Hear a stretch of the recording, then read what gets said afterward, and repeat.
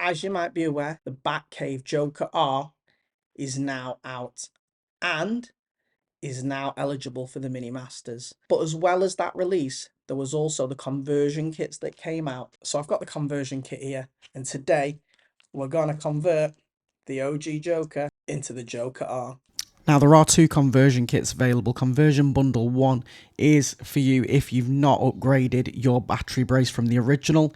This new battery brace will allow you to use batteries, LiPo batteries, up to 97mm. Bundle 2 is the one that I've gone for because I purchased the upgrade when it first came out, meaning I have a max of 93mm to play with. We've got the new chassis plate with that boat-tailed rear end, the new lightweight improved pod brace, we've got pivot guide, and we've also got that new and improved pod plate. So with the OG Joker, first things first, we need to get this motor out and these electrics.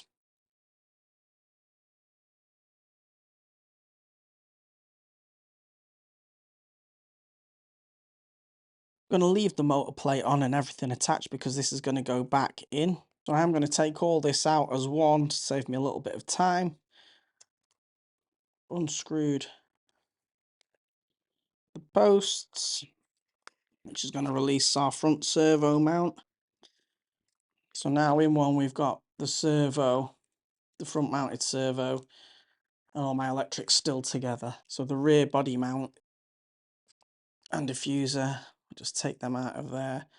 I think what I'm going to be tempted to do, so I don't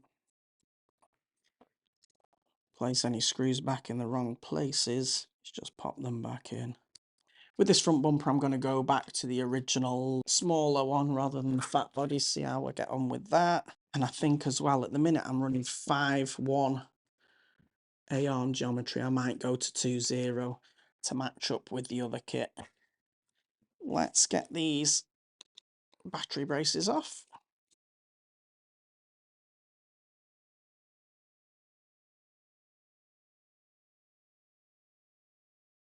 Let's get this rear pod off. There we go. Ball stud out and screw out. So there we go. That's the old chassis plate. Let's get that out of the way. So I think what I'm going to do first of all is get this rear pod together. So I'm going to place this on top of there and screw that back in. That's the motor mount on the new pod plate. Now we're going to swap out this pod brace for the new and improved lightweight, stronger pod brace. When you install this pod brace, to make sure that it's all squared up, make sure you use a flat surface like a setup board. Your two ears are going to point to the front of the car, okay? Like so. Just make sure we're pushed down and all square. But obviously we don't want this brace moving around. I've not got a full fist round trying to tighten it. I'm literally just using my fingers to just nip them screws up a little bit. It's our rear pod so far. So next we're going to take the new rear pivot guide that you get and place it in the back of the pod. I'm going to take these two screws out of here and the grub screw to set our droop and get this together. All we're going to do now is the band bobbins. We're going to put them on the pod. Make sure that the flat side of this bobbin is pointing to the front of the car. So this is the rear of the car. This will be the front. And we're going to take them and they go on the top side of the plate and screw in from underneath. So there we go. That's our rear pod. We've got the rear pivot guide installed there. We've got the new pod plate with our motor mount attached to that, and we've got our lightweight pod brace that goes across the top.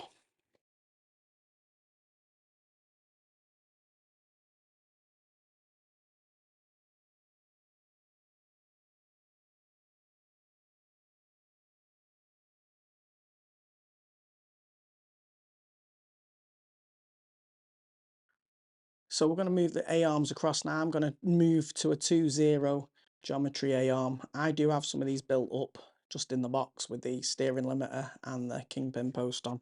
So it's a bit easier to transfer between. So all I'm going to do is take my low scrub steering arm off the one that we was using. We're going to put the arm on. If you haven't already, you can put some oil on there to lubricate the post to make sure that we freely move. The spring on top. So there we go. 2 A-arms with low scrub steering arms on there. Medium springs with 2mm shims in, ready to go on at the front of the car. So now we've got the rear pod installed. So we screwed in the ball stud, the front pivot, if you will, of the rear mount, and also the rear pivot pin there. Add a little bit of lubrication if you wish. Now I'm going to install battery braces that we took out of the old Joker. Battery braces now on the car. We just need to set the distance between these two pieces here, that gap in between. All we're going to do is get a 1.5mm shim, loosen our screws off, and make sure that that sits in the gap. Give them a little squeeze together and just tighten them screws back up. And pop our bands back on to whatever setting we was previously using. So next we're going to take our body mount posts. Obviously we took that off in one piece rather than two. 2 screws through the bottom there. We can pop rear diffuser back on there if we wish, if we've got one. Now moving to the front end of the car. It's a case of our A-arms going on next. Don't forget your spacers as well. So I've gone with a 2mm spacer underneath these. There we go. And then, because we had all our electrics together, should be a case of we can just drop this straight in there. Pop them where they would go, but I'm not going to tape them in just yet. Make sure that little locating grub screw is in place to keep everything secure. We're nearly there now, so all I'm going to do, take my body posts, 2 posts in, bumper on, servo in, electrics just need to be secured. So that's one Battcave OG Joker converted to the R-Spec. If you like your RC content, guys, subscribe. In the meantime, check out this video and I'll see you over there.